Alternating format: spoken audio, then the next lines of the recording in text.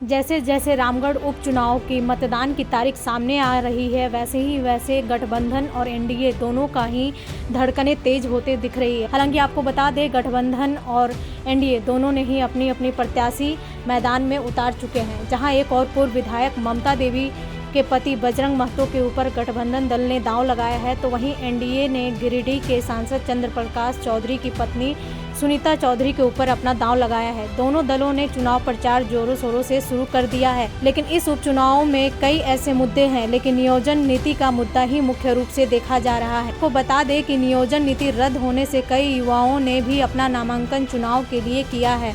इन मुद्दों को लेकर मांडर विधायक शिल्पी नेहा तिर्की ने कहा कि हाँ, नियोजन नीति को लेकर बहुत देर हो चुकी है, यह मुद्दा रामगढ़ उपचुनाव में उठेगा ही।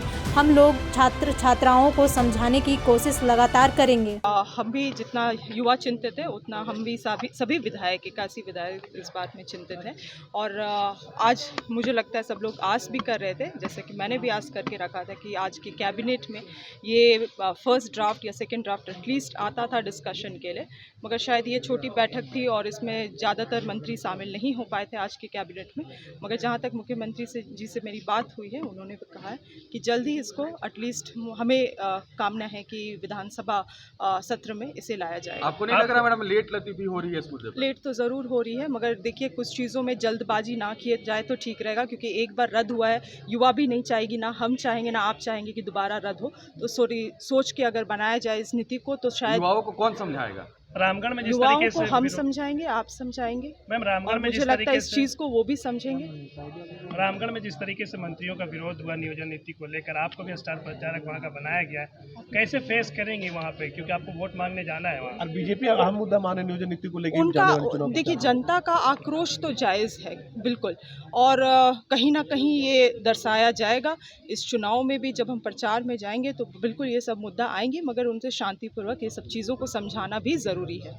वहीं इस मुद्दे को लेकर पेयजल स्वच्छता मंत्री मिथिलेश ठाकुर ने कहा, जनता समझदार है, उनको लगातार समझाने की कोशिश करेंगे। बीजेपी के द्वारा नियोजन नीति रद्द करवाया गया है, बीजेपी के मंसूबों को कभी हम पूरा नहीं होने देंगे। रामगढ़ की जनता हेमंत सोरेन के साथ है, गठबंधन दल की जीत तय है। ये देखिए, ये सब एक साजिश है जो हमारे विपक्षी है, वो साजिश के तहत सारे युवा पूरी तरह से हमारे साथ है, और जब चुनाव का परिणाम आएगा तो आप लोग देख लेंगे कि चुनाव का परिणाम, हाँ आप देखेंगे चुनाव का परिणाम आएगा। नियोजन नीति किसने खारिज करवाया और स्थानीय नीति किसने खारिज, कौन उसको खारिज करवा रहा है, ये सारी चीजें अब जनता से छिपी हुई है। जनता सब कुछ देखती है, जानती है, समझती है। कहाँ किसने चीजों का देखिए, पूरी तरह से क्षेत्र नहीं, पूरे राज्य की जनता पूरी तरह से गठबंधन के साथ है, झारखंड मुक्ति मोर्चा के साथ है, कांग्रेस के साथ है, और आप देखेंगे ये चुनाव परिणाम में परिलक्षित चल रहा है। तो वहीं कांग्रेस के प्रदेश प्रवक्ता राकेश सिन्हा ने कहा कि नियोजन नीति का असर इस चुनाव में नहीं पड़ने वाला है, जनता हमारे साथ है। देखिए, इसका कोई असर नहीं है, इसलिए कि रामगढ़ की जनता काफ़ी संवेदनशील है, और रामगढ़ की जनता इस संजीदगी के साथ इस बात को भी समझती है कि कैसे नियोजन नीति को भारतीय जनता पार्टी ने एक षड्यंत्र के तहत रोकवाने का काम किया है। ये उसी प्रकार का षड्यंत्र है जिस प्रकार का षड्यंत्र करके ममता देवी को जेल भेजवाने का काम भारतीय जनता पार्टी और आसू के नेताओं ने किया था। तो रामगढ़ की जनता इन बातों को काफ़ी गंभीरता से समझती है और जानती है कि सारा खेल पर्दे के पीछे से युवाओं को भटकाने का, महिलाओं का आत्मसम्मान का, तमाम मुद्दों को लेकर के भारतीय जनता पार्टी और प्रत्यक्ष रूप से इस राज्य में अवरुद्ध पैदा कर रही है। इसलिए हमें नहीं लगता कि रामगढ़ की जनता इसका कोई असर इस उपचुनाव पे पड़ेगा। लेकिन देखने वाली बात यह होगी कि रामगढ़ उपचुनाव में नियोजन नीति रद्द होने से किन दलों को फायदा होता है और आखिरी जीत किसके हाथ होगी। पिछली बार आजसू बीजेपी अलग अलग चुनाव लड़ी थी, जिसमें आजसू और बीजेपी दोनों को ही हार का मुंह देखना पड़ा था, लेकिन इस बार एक साथ चुनाव लड़ रहे हैं। अब आने वाला समय ही बताएगा कि इसका फायदा किस दल को कितना हो रहा है। इसके लिए 2 मार्च तक के लिए फिलहाल इंतजार करना होगा।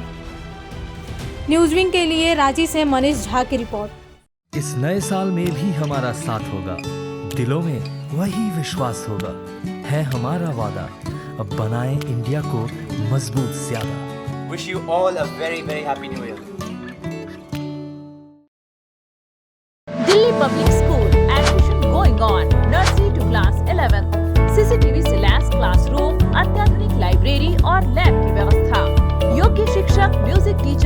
संवारेंगे आपके बच्चों का भविष्य।